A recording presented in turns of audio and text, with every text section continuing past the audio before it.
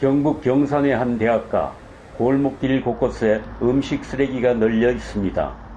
음식물에서 나온 수분이 도로에 흘러내리고 부패한 냄새가 코를 찌릅니다.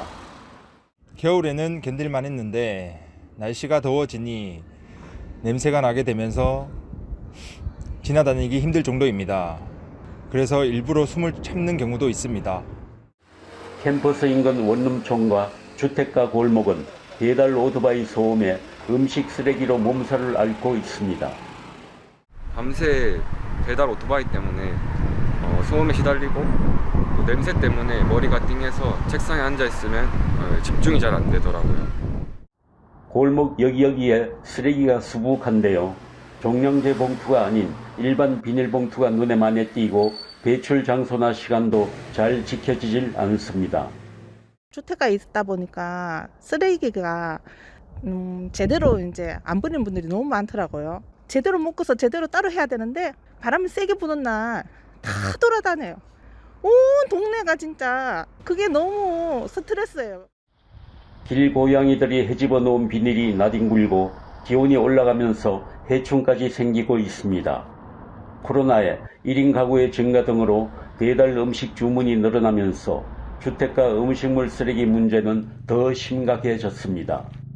아이들이 집에 많이 있게 되고 또 남편도 재택 근무를 하게 되니까 음식도 평소보다 한 3배 정도 더 많이 시켜 먹게 되는 것 같아요. 그래서 마트를 가는 것도 좀 꺼려지고 해서 온라인 주문도 사실 많이 하게 되는데 평소보다 음식물 쓰레기가 3배 정도 더 많이 나오는 것 같아요.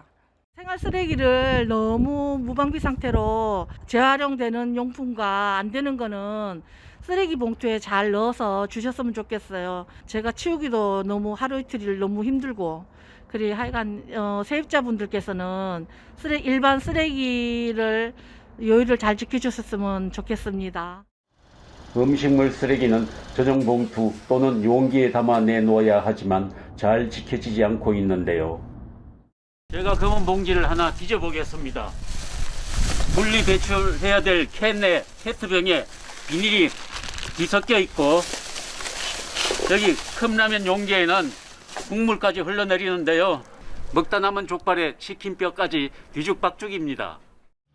무단 불법 투기가 성행하면서 주민 피해는 물론 환경미화원의 고충이 커지고 있습니다. 음식 배달 용기도 곳곳에 눈에 띄는데요. 비닐 등에 넣지 않거나 음식물 찌꺼기가 남아있는 채로 용기를 내놓아 수거도 쉽지 않습니다. 빈 그릇 수거할 때마다 신경이 많이 쓰여요.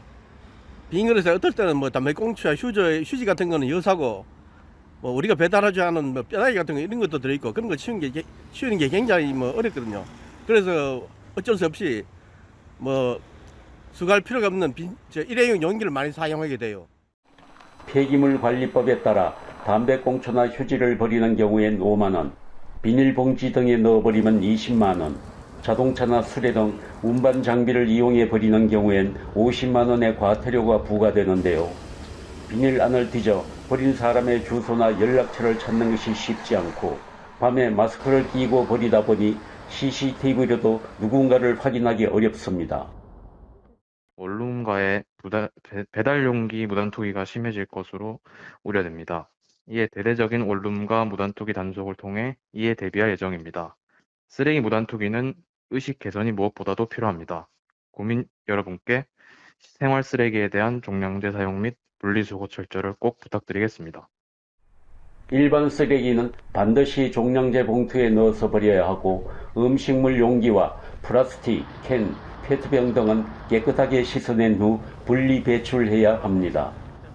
날씨가 더워짐에 따라 배달 음식물 쓰레기 처리 문제가 심각해지는 양상인데요. 나뿐만 아니라 우리 모두를 위한 선진 시민의식이 필요한 시점입니다. 국민리포트 홍승철입니다.